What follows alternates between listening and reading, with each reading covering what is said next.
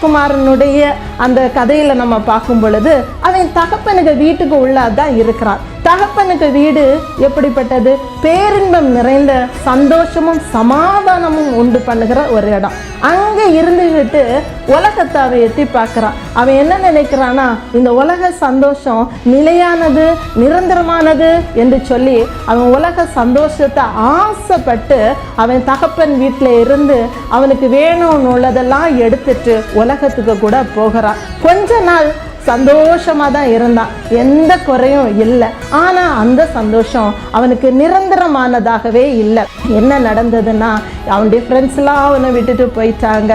அடிப்படை தேவைகளுக்கே அவன் கஷ்டப்படுகிறான். அவன் சாப்பாட்டுக்கு கஷ்டப்பட்டு பண்டிகள் தின்றதை அவன் தின்னான் அப்படின்னு சொல்லிட்டு வேதத்தில் குறிப்பிடப்பட்டு இருக்கிறது.